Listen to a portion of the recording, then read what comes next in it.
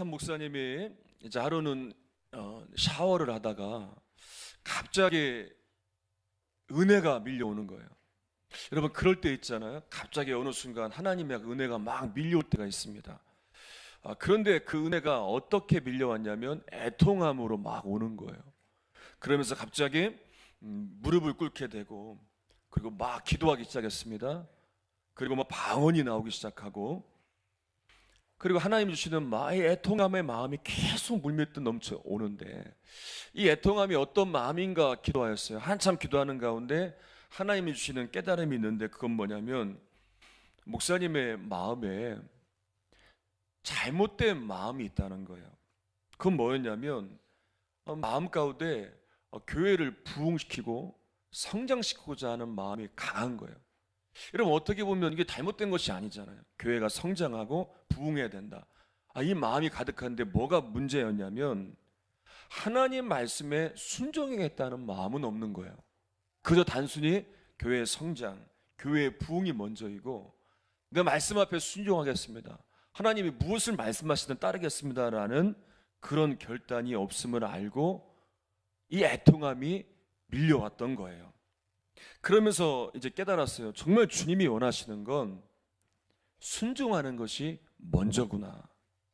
부흥과 성장은 그 다음에 주시는 선물이구나. 내가 순종하면서 주님께 나아갈 때 선물로 주시는 것이 부흥과 성장이지, 순종하지 않고 바랬던 모든 것들은 잘못된 것이었구나 라고 그 자리에서 깨닫고, 이제 교회의 부흥, 교회의 성장, 앞으로의 모든 일들은 주님께 맡긴 거예요. 그리고 결단하기는 내가 온전히 이제부터 순종하겠습니다. 그렇게 순종하기로 결단하고 나아갈 때 하나님이 주시는 선물로 교회의 부흥이 임하는 것을 경험했다는 거예요. 우리가 늘 고민하는 것들이 있습니다. 그건 뭐냐면 하나님께서 분명한 은혜를 주셨는데, 분명한 복을 주셨는데, 또 수없이 깨달았는데 우리의 마음은 자꾸 왜 흔들릴까? 우린 다시 왜 또 예전처럼 돌아갈까? 우린 왜 공허하고 메말라 있고 왜 이렇게 마음을 잡지 못할까라는 고민들을 많이 할 거예요. 그러면서 발견한 것이 있어요. 그건 뭐냐면 내가 바라보는 것과 하나님이 바라보는 것과 너무 다르다는 거예요. 우리는요, 결과만을 원해요. 눈에 보이는 어떠한 결과만을 원하는데 하나님은 아니에요. 하나님은 과정을 더 중요시 여기세요. 이스라엘 백성들만 봐도 이스라엘 백성들을 출애굽하신 목적은 가나안 땅이 아니었어요. 성경을 자세히 보다 보면 그들을 출애굽하신 목적은 하나님의 백성 삼기 위함이었어요. 하나님의 백성으로 만드셔서 그들을 거룩한 공동체로 회복하시어 이루실 하나님의 나라를 이루기 위함이었어요. 그래서 과정이 있는 거예요. 40년의 광야의 과정이 있고, 그들에게 주시는 하나님의 말씀들이 있고, 계명들이 있고, 약속들이 있고, 그러면서 그들은 하나님 앞에 순종하고 하나님의 이끌림 받고 하나님의 사람들로 변화되어지는 이 과정을 하나님은 더 중요시 여겼단 말이에요. 여러분, 마찬가지로 하나님께서 오늘날 우리들에게 원하시는 것도 이러한 과정이에요. 하나님 앞에 우리가 어떻게 나아가는지, 우리가 살아가는 삶을 통해서 하나님께 어떻게 반응하는지, 이 과정이 정말 중요합니다. 그래서 오늘 본문의 말씀을 통해서 우리는 정말 내가 이 하나님 앞에 정말 이 과정 가운데 어떻게 나아가고 있는가, 나는 단지 눈에 보이는 결과만 바라보고 이 과정은 없이 무시하고 있지는 않는가, 이것을 한번 점검해 보는 시간이 되었으면 좋겠습니다. 오늘 본문의 말씀을 보면 두 사람이 나와요. 한 사람은 사울이고요, 한 사람은 사무엘이에요. 두 사람 다 하나님 안에서 세워진 사람이었어요. 그런데 그 결과는 너무나 달라요. 왜냐하면 그 과정 가운데 그들이 어떻게 했느냐에 따라서 그 결과가 다르게 나타난 걸 볼 수 있어요. 한번 말씀을 차근차근 읽어보면서 살펴보도록 하겠습니다. 사무엘상 15장 2절 한번 읽어보겠습니다. 시작. 만군의 여호와께서 이같이 말씀하시기를 아말렉이 이스라엘에게 행한 일 곧 애굽에서 나올 때에 길에서 대적한 일로 내가 그들을 벌하노니. 자, 사무엘을 통해서 사울에게 주신 하나님의 명령은 아멜렉 족속을 진멸하는 것이에요. 이스라엘 민족이 출애굽한 직후에 르비딤 광야에 이르렀을 때 기습적으로 뒤에서 공격했던 민족이 아멜렉 족속이었어요. 그리고 이 아멜렉 족속은 이스라엘을 공격한 것뿐만 아니라 하나님의 구원의 계획을 방해했단 말이에요. 그래서 하나님께서 이제 이스라엘 백성들을 사용하셔서 이들을 진멸하실 것을 명령하십니다. 자, 이제 3절 한번 읽어보겠습니다. 자, 3절 시작. 지금 가서 아멜렉을 쳐서 그들의 모든 소유를 남기지 말고 진멸하되 남녀와 소아와 젖먹는 아이와 우양과 낙타와 나귀를 죽이라 하셨나이다 하니. 자, 하나님께서 사울에게 어떻게 그들을 진멸할 것인가 정확하게 말씀하셨습니다. 한마디로 얘기하면 모든 소유, 모든 것 남기지 말고 다 진멸하라는 하나님의 심판의 메시지였어요. 자, 이제 사울이 또 그 군대가 하나님의 이 말씀 앞에 어떻게 하는지 한번 보겠습니다. 자, 9절 읽겠습니다. 자, 시작. 사울과 백성이 아각과 그의 양과 소의 가장 좋은 것 또는 기름진 것과 어린 양과 모든 좋은 것을 남기고 진멸하기를 즐겨 아니하고 가치 없고 하찮은 것은 진멸하니라. 자, 이제 사울의 군대가 아멜렉의 전 지역을 공격합니다. 그리고 왕을 사로잡습니다. 그리고 백성들을 진멸합니다. 그런데 여기서 문제가 있어요. 어떤 문제냐면 왕 아각을 살려주었고 또 소와 양과 좋은 것들을 남겨두었어요. 그리고 가치 없는 것, 하찮은 것만 진멸합니다. 여긴 이유가 있어요. 하나님은 분명 다 진멸할 것을 말씀하셨는데 아니 왜 왕을 살려주었는가? 왕을 살려둔 건 전쟁 포로로 삼아서 그것을 자랑하려고 한 거예요. 그리고 좋은 것들을 남긴 것은 그것들을 취하려는 욕심 때문에 그런 거예요. 자, 그런데 문제는 뭐냐면 이것이 하나님의 말씀을 어긴 거예요. 하나님 앞에 불순종한 거예요. 왜냐하면 하나님은 분명히 다 진멸하라고 하셨기 때문에. 그런데 사울 왕과 군대는 왕을 살려두고 좋은 것을 남겨두었습니다. 그러면 왜 아니 하나님의 분명한 말씀을 주셨는데 하나님이 정확하게 어떻게 하라고 구체적으로 말씀하셨는데 왜 이것에 불순종했을까? 왜냐하면 사울 왕 자신이 옳은 대로 행했기 때문에 그래요. 그러니까 자기가 옳은 대로 내가 옳다고 판단한 대로 행동했기 때문에 그렇게 한 거예요. 자, 여기서 우리는 반문할 수 있어요. 그러면 내가 옳다고 판단한 것이 잘못된 것인가? 여러분, 무조건 내가 생각한 것이 잘못된 것이 아니라 아무리 옳다고 해도 내가 정확하게 판단했다고 해도 말씀 앞에서는 그것이 말씀과 다른 것이라면 그것이 옳은 것이 될 수 없죠. 왜냐하면 하나님이 주신 분명한 말씀이 있기 때문에. 그래서 이 말씀을 가로막는 불순종하게 하는 나의 생각과 판단이 있다면 내가 100번 생각해도 옳다고 하더라도 그것은 하나님의 말씀을 가로막기 때문에 잘못된 거예요. 그래서 지금 사울의 군대는 자기들이 옳은 대로 했지만 그것은 하나님 앞에 불순종한 거예요. 에베소서 2장 3절에 보면 이런 말씀이 있어요. 자, 한번 읽어보겠습니다. 에베소서 2장 3절 시작. 전에는 우리도 다 그 가운데서 우리 육체의 욕심을 따라 지내며 육체와 마음에 원하는 것을 하여 다른 이들과 같이 본질상 진노의 자녀이었더니. 자, 이 말씀을 보시다시피 사람은 누구나 다 본성대로 살면 하나님 말씀 앞에 순종하기가 쉽지 않아요. 말씀대로 살기를 좋아하지 않는단 말이에요. 그래서 우리가 순종하기 위하여 우리가 그렇게 몸부림을 치는 거예요.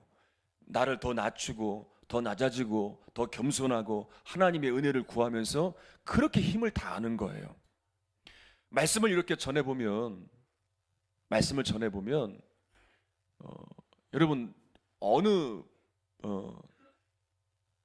부서가 가장 말씀의 은혜를 받는지 아세요? 예. 다 맞아요. 여러분 성가대도 그렇고 어른들도 뭐 다 맞겠지만 제가 말씀을 전해보니까 아동부가 제일 은혜를 받아요. 아닌 것 같아도 제일 많이 은혜를 받아요. 왜냐하면 그 말씀 그 자체로 아이들은 받아들여요. 아직 때가 묻지 않았기 때문에 말씀하면 그대로 믿어요. 그런데 이제 중학교에 올라가요. 또 고등학교에 올라가요.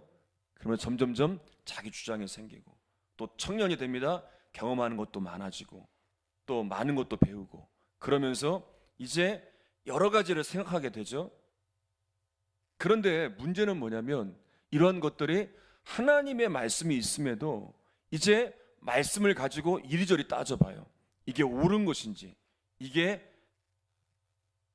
맞는 것인지 비교해보고 또 내가 이렇게 할 때 손해가 있는지 유익이 있는지 살펴보고 그리고 순종해요. 그리고 따라요. 그러면서 이제 사회생활도 해보고 또 가정도 이뤄보고 또 삶의 여러 가지 힘겨움을 경험하면서 내 의지대로 되지 않음을 알게 되면서 하나님 앞에 이제 엎드리는 거죠. 교만했음을 회개하게 되는 거죠. 하나님 앞에 겸손하게 되는 거죠. 우리 어른 성도님들 이런 과정을 다 경험해 왔지 않습니까? 한 선교사님이 이제 아프리카에서 사역을 하고 있었는데 어느 날 어린 딸이 혼자 놀고 있는 거예요. 이제 선교사님이 이제 보다가 보니까 이 어린 딸을 향해서 갑자기 막 소리를 쳤어요. 얘야, 땅에 빨리 엎드려라.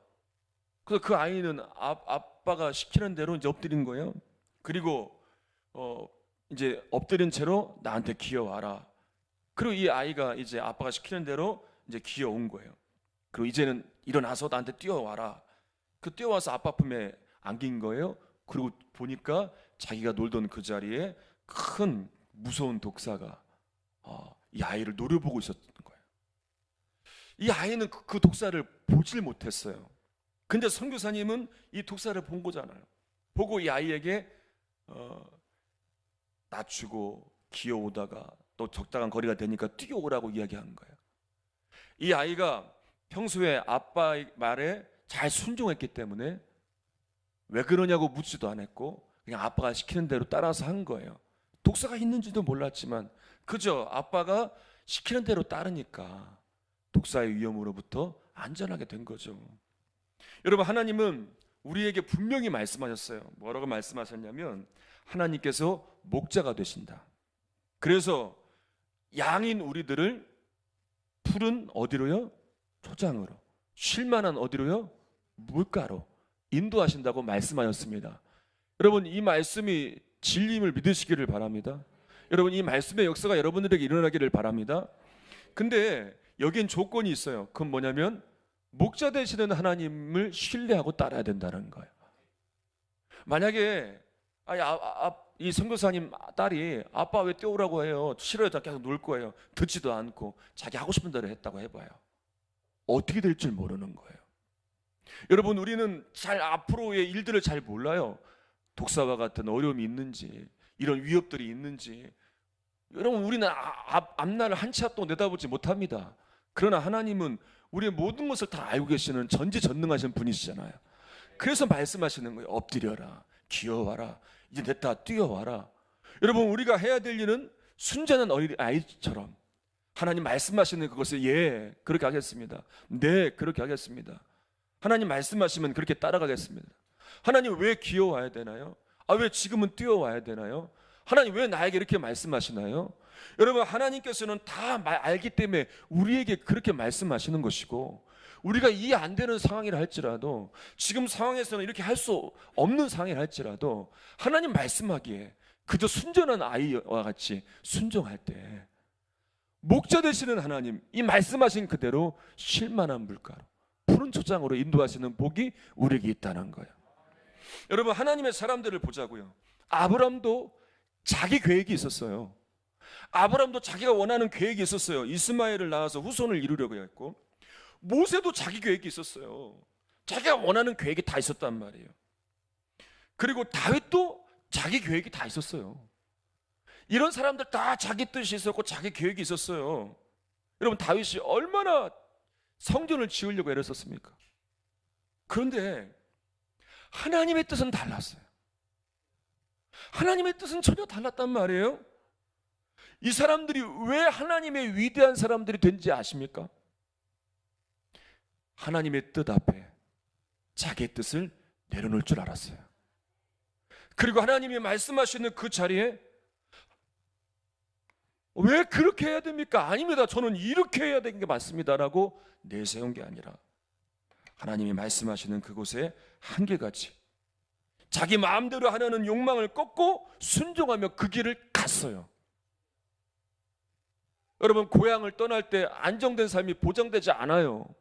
다 내려놓고 떠나야 돼요. 갈 바를 알지 못한다고 했어요. 그러나 떠나요. 왜냐하면 하나님을 신뢰하기 때문에. 여러분, 모세도 자기의 부족함과 연약함을 알았잖아요. 어떻게 출애굽하는 이 역사를 자기가 이루겠습니까? 그런데 결국 하나님 앞에 순종하게 되고, 다윗도 그 어려운 순간순간을 이겨내면서 하나님 앞에 순종하며 나아갔지 않습니까? 여러분, 우리가 해야 할 일은 순전한 어린아이처럼 우리의 목자 되시는 하나님을 철저히 붙들고 나아가는 거예요. 여러분, 하나님이 우리의 목자 되시니 뭐가 부족합니까? 그럼 뭐가 걱정입니까? 뭐가 염려입니까? 내가 내 삶의 목자가 되니까 그렇게 염려가 되고 불안하고 두려운 것 아니겠습니까? 여러분, 하나님께 맡기세요. 목자 되시는 하나님께서 우리의 인생을 이끌어 가실 때 그분께 맡기고 그분이 이끄시는 삶을 살아갈 때 그분이 주시는 부족함이 없는 삶, 쉴만한 물가로 인도하시고 푸른 초장에 누이시는 이 삶을 살아가는 여러분들 되시기를 주님의 이름으로 축원합니다. 자, 이제 사울의 불순종에 대해서 하나님께서 그냥 넘어가지 않으세요.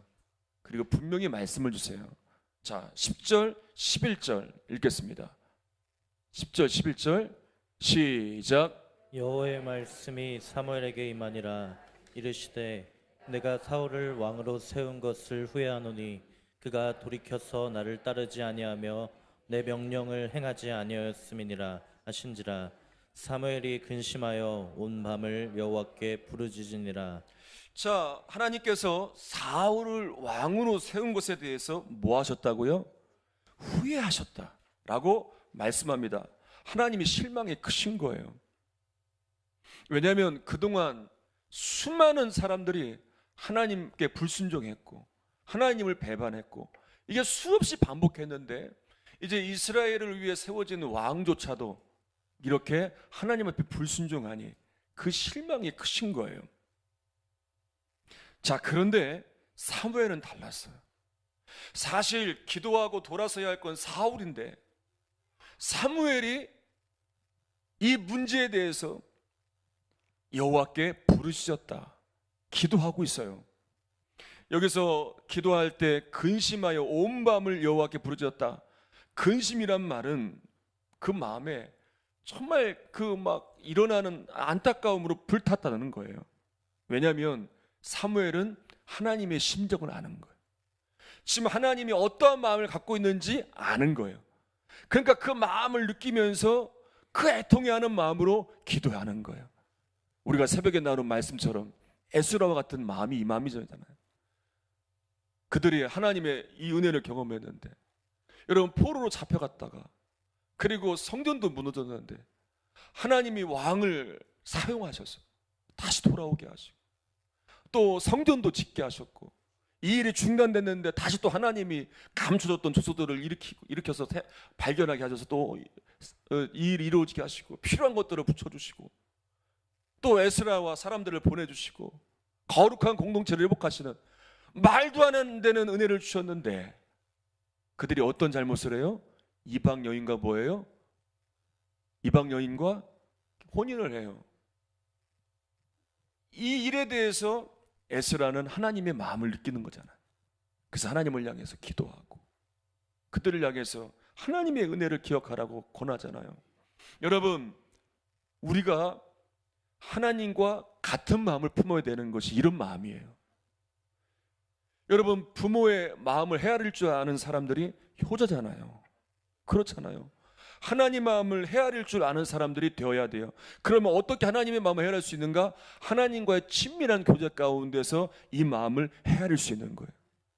예배의 자리에서, 기도의 자리에서, 하나님 말씀을 이루는 자리에서, 하나님과 친밀한 관계 가운데서 이 마음을 헤아릴 수 있는 사람들이 시대의 이 아픔을 보면서, 또 이 나라의 죄악을 보면서, 교회의 안타까운 상황을 보면서, 성도의 타락을 보면서 애통해하는 마음으로 이렇게 사무엘과 같이 기도할 수 있는 거예요. 여러분, 이런 사무엘과 같은 이런 사람들이 있다는 게 복이에요. 여러분 가정에 여러분들이 사무엘과 같은 사람들이 된다면 여러분 가정은 복받은 가정이 돼요. 우리 교회에 사무엘과 같은 기도의 용사들이 있다면 우리 교회는 복받는 교회가 돼요. 이 지역과 이 나라에 사무엘과 같이 이런 하나님과 같은 마음을 품고 기도하는 사람들이 있다면 이 나라는 소망이 있는 거예요. 여러분, 이런 마음을 품는 여러분들 되시길 바랍니다. 자, 그런데 정말 안타까운 건 사울의 반응이에요. 아니, 이 정도 됐으면 지금 하나님이 기회를 주시는 거예요. 깨닫고 돌아서고 회개할 수 있는 기회를 주시는 건데 사울은 몰라도 너무 몰라요.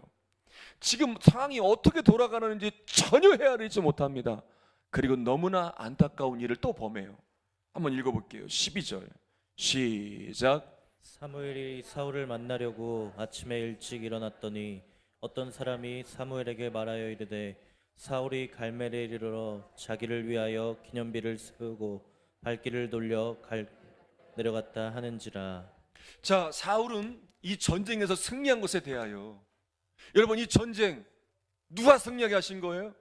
하나님이 하신 거예요. 근데 사울은 이 전쟁에서 승리한 것이 자신의 공이다 생각하여 뭘 세운다고요? 기념비를 기념비를 지금. 그래서 길갈에서 자기를 높이는 이 승리를 자축하는 이 기념비를 세우려고 합니다. 이때 사무엘이 사울을 찾아가는 거예요. 14절 시작. 사무엘이 이르되 그러면 내 귀에 들려오는 이 양의 소리와 내게 들리는 소의 소리는 어찌 됨이니까 하니라. 여러분, 양의 소리는 육적인 소리예요. 그리고 내게 들리는 소리는 영적인 소리, 하나님의 음성이에요. 지금 사무엘에게는 하나님의 음성이 들리고 있잖아요. 하나님의 음성을 통해서 하나님이 지금 어떤 마음, 어떤 심정을 갖고 계시는지 헤아리고 있어요. 근데 사울은 완전히 닫혀 있어요.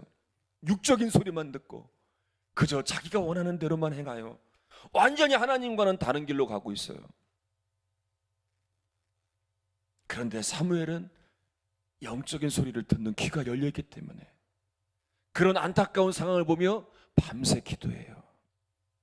그리고 그런 잘못된 사울에 대하여 하나님의 뜻을 전하는 그런 길에 서 있어요. 저희 지방 교회 중에 얼마 전에 서울에서 이전해 온 교회가 있어요.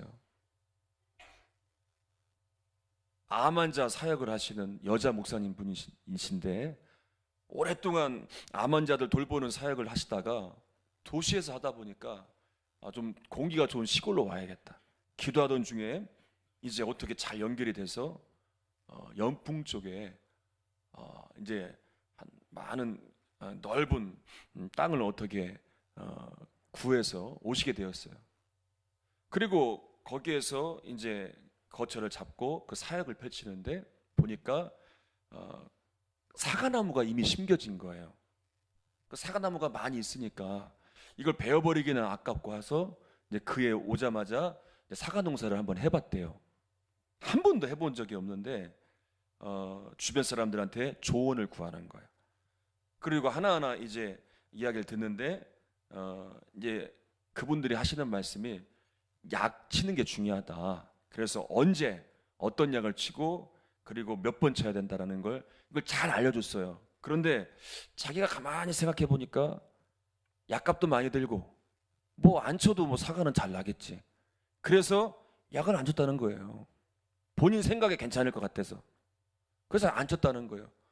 그러니까 그해 사과가 열리긴 열렸는데 나중에 수확할 때 보니까 형편이 없는 거예요. 그래서 사과가 이렇다고 저에게 보여주는데 와, 정말 이렇게 사과가 작더라고요. 그러면서 그런 말씀을 하세요. 아이고, 내가 여기 분들 말을 들을 걸 그랬다고. 당연한 얘기잖아요. 아니, 본인이 생각하기에는 괜찮을 것 같아서 안 했다는 거예요. 근데 지나고 보니까 후회가 된다는 거예요. 저는 이 이야기를 들으면서 우리도 하나님 앞에 마찬가지라고 생각을 해요. 이미 하나님은 다 말씀해 주셨잖아요. 우리가 가야 할 길이 무엇인지, 우리가 어떻게 믿음 생활을 해야 되는지, 어떻게 이 땅에서 믿음을 지켜야 되는지 말씀해 주셨어요. 그런데 내가 생각해 보니까 내가 생각하는 게 맞는 것 같아요. 내가 판단해 보니까 내가 판단하는 게 옳은 것 같아요. 그리고 또 이렇게 하다 보니까 또 여러 가지 또 합당한 이유들이 생겨나요. 그럴듯한 이유들이 또 생겨나고 또 그렇게 살면서 나중에 뒤늦게 후회한 적이 한두 번이 아니잖아요. 그리고 다시 또 결단하고 내가 이제는 제대로 해야 되겠다. 내가 이제는 이런 수없이 우리 반복했지 않습니까? 말씀을 정리할게요. 전해야 될 건 많이 있지만 마무리를 하겠습니다. 22절 말씀 한번 읽어볼게요. 자, 시작. 여호와께서 번제와 다른 제사를 그의 목소리를 청종하는 것으로 하심같이 좋아하시겠나이까. 순종이 제사보다 낫고 듣는 것이 순양의 기름보다 나으니. 우리가 잘 알고 있는 말씀 나오지 않습니까? 순종이 뭐보다 낫다? 제사보다 낫다. 여러분, 이 구절만 딱 떼어서 보면 안 된단 말이에요. 우리가 지금 나눈 이 구절의 흐름을 잘 봐야 돼요. 사울이 왜 이렇게 했느냐? 이유가 있었어요. 그럴듯한 핑계가 있었어요. 뭐냐면 하나님께 제사하기 위하여 남겼다. 이게 이유가 됩니까? 그럴듯한 핑계죠, 핑계. 그래서 하나님께서 이 사무엘을 통해서 이렇게 말씀하시는 거예요. 그거 하나님의 명령을 어기고 전리품을 남겨서 그걸로 드리는 제사 안 받는다는 거예요. 그것보다 뭐가 좋다는 거예요? 애초에 하나님 말씀을 주셨을 때 그것에 따라 순종하는 그것이 중요한 것이지, 그것을 어겨가면서 하나님을 위한 제물로 드리려고 좋은 것을 남겨두었다? 그거 아니지 않느냐? 너희들이 취하려고 그런 거 아니냐? 말씀에 불순종하고서 그것을 취하고서 그것을 제사 드린다고? 그 제사 안 받는다. 나는 순종을 더 원한다. 이 말씀이에요. 그러면 더 이해가 되시죠, 여러분? 여러분, 우리의 삶에도 하나님 말씀하시는 거예요. 하나님 받으시는 예배는, 하나님이 기뻐하시는 예배는 순종이 있는 예배, 어린아이와 같이 하나님의 말씀 앞에 순종하는 삶이 있는 그 예배를 기뻐 받으신다. 한 가지만 더 얘기하겠습니다. 몇 년 전에 한 프로그램에 색소폰을 연주하는 한 학생이 나온 적이 있어요.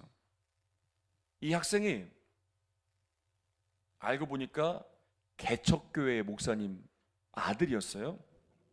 근데 지금은 아주 유명해져서 프랑스 파리에서 유학도 갔다 오고 또 각종 대회도 휩쓸고 하면서 이제 교회를 다니고 또 여러 음악회도 다니면서 공연도 하고 간증도 하고, 또 이 목사님은 또 집회도 같이 하고 그렇게 이제 하고 다닙니다.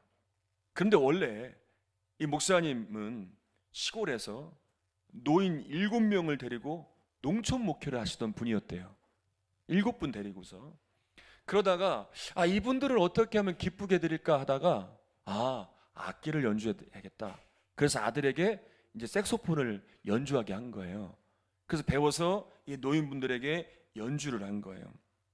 그런데 어떻게 이 아이들이 이렇게까지 쓰임을 받을 수 있는가? 뭐 학비가 있습니까? 유학을 보낼 수 있습니까? 뭐 전국적인 이런 집회를 다니고 또 악기를 연주하는 연주자로 키울 수 있습니까? 상상도 못하죠. 그 농촌 시골에 해서 목회하고 계시는데. 그런데 이분이 하시는 말씀이 그저 순종하며 나아갔더니, 그러니까 이걸 바라고 이걸 기대한 거 아니라 그냥 하나님 주시는 그 길에 주시는 말씀에 그저 순종하며 나아갔더니 이런 선물을 주셨다고 그렇게 고백하시는 거예요. 여러분, 오늘 설교를 결론을 맺으면서 한 문장으로 이렇게 요약을 하려고 합니다. 한번 따라서 한번 해보세요. 하나님이 원하시는 것은 성공이 아니라 순종입니다. 한 번 더 할까요? 자, 하나님이 원하시는 것은 성공이 아니라 순종입니다.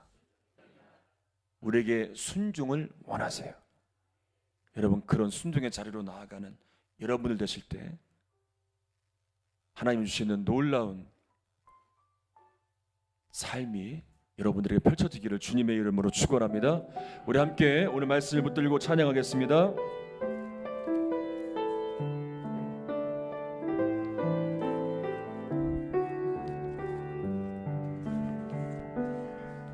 내가 주인 삼은 모든 것 내려놓고 내 주 대신 주 앞에 나가 내가 사랑했던 모든 것 내려놓고 주님만 사랑해 주님만 사랑해 내가 주인 삼은 모든 것 내려놓고 내 주 대신 주 앞에 나가 내가 사랑했던 모든 것 내려놓고 주님만 사랑해.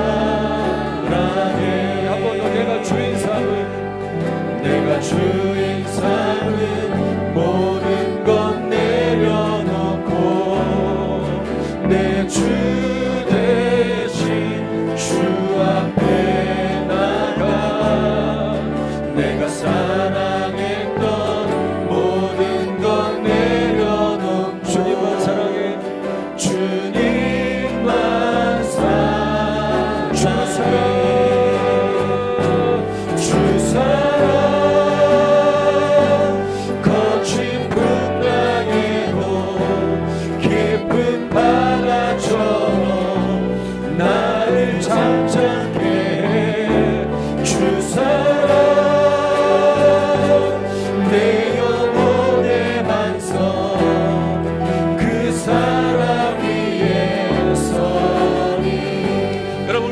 찬양할 때 저를 한번 봐보세요. 여러분, 찬양은요 내 잠자는 심령을 깨우는 거예요. 입술만 여는 게 아니라요 내 심령을 깨우며 찬양하는 거예요. 여러분, 여러분의 심령을 깨우며 찬양해 보세요. 아멘 하신 거예요? 여러분의 심령을 깨우며 찬양해 보세요. 여러분, 그렇게 찬양할 때에 여러분의 심령이 깨어날 것이고 이 찬양 가운데 하나님의 임재를 경험할 줄 믿습니다. 여러분, 그런 마음으로 우리 한번 찬양해 봅시다. 우리 다시 한번 찬양합니다. 내가 주인 삼은 모든 것 내려놓고 내가 주인 삼은 모든 것 내려놓고 내 주 대신 주 앞에 나가 내가 사랑했던 모든 것 내려놓고 주님만 사랑해 주 사랑 거친 풍랑에도 깊은 바다처럼 나를 잠잠케 해 주 사랑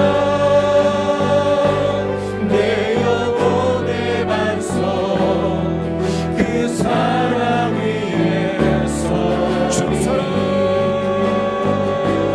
주 사랑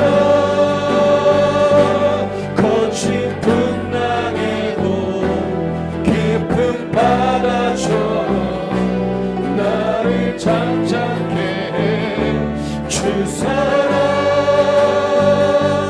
내 영혼의 반석 그 사랑 위에서 주 사랑 주 사랑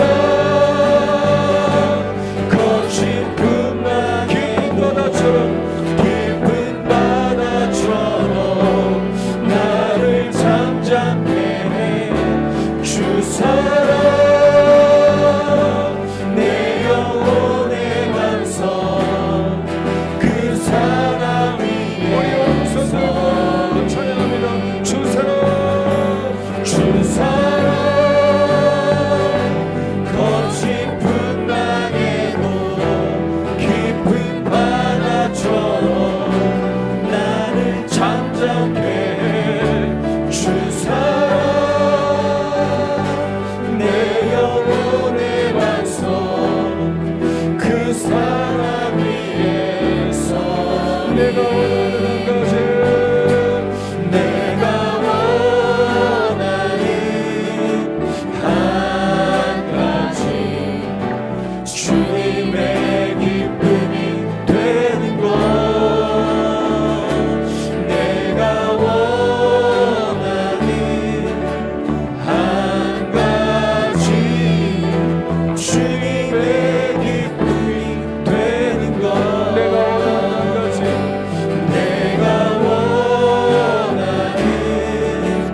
한 가지 주님의 기쁨이 되는 것 내가 원하는 한 가지 주님의 기쁨이 되는 것 찬양합시다. 내가 원하는 한 가지 내가 원하는 한 가지 주님의 기쁨이 되는 것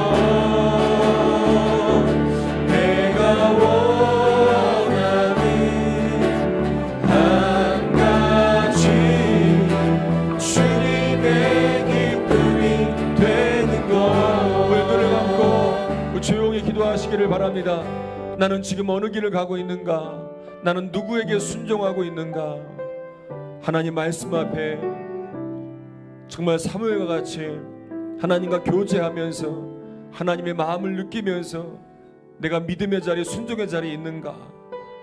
아니면 사울과 같이 하나님이 원하시지 않는 전혀 다른 길로 가면서 전혀 깨닫지 못하고 있진 않는가? 한번 점검해 보시면서 조용히 묵상으로 기도하시기를 바랍니다.